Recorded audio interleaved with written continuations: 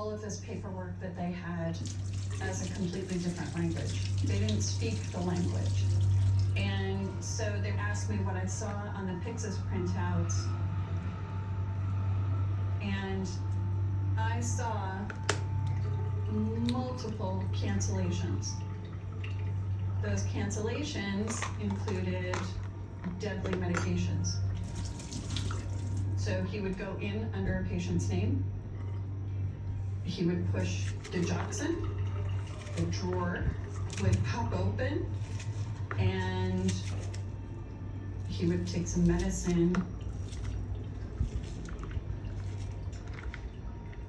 Then he would cancel that particular interaction.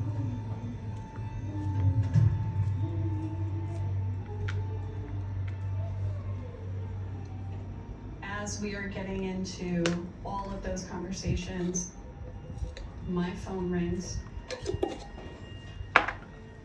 and it's the risk manager, Mary Lund. I was shocked and a little suspicious. Why is she calling me at home?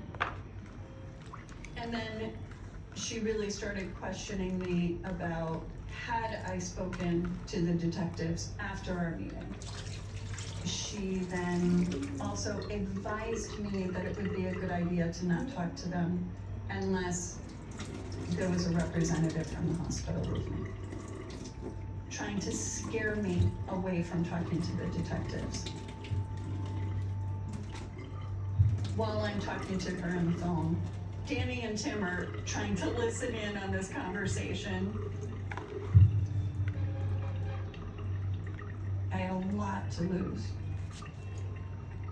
A career, a family. I had cardiomyopathy. I was worried about being disabled, about not being able to have insurance. I needed to talk to my daughter. It had to be a family decision. So when she came home from school, we sat down and I told her that Mommy was working with someone that very possibly could be hurting people, possibly killing people. And that I have an opportunity to perhaps prevent him from hurting anyone else. She said, if we have the opportunity to maybe stop a killer, of course we have to stop him. Of course we have to do this. And an 11-year-old had more moral aptitude than someone who is responsible for risk management.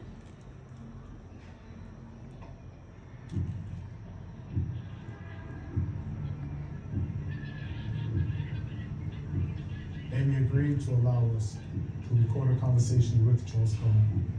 One of the essential roles for me in the investigation was to keep that relationship with Charlie. We had a mass murderer on the loose, and we had to make sure, one, he wasn't gonna take off and go somewhere where we couldn't track him, or two, find another position as a nurse in another facility where he would go back to his old tricks. We knew that he was looking for a job. We knew that emotionally he was becoming more depressed.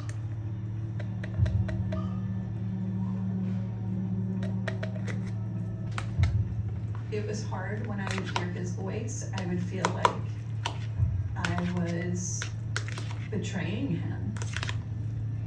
But I just knew it in my bones. He was going to continue to kill, and he would just get better at it.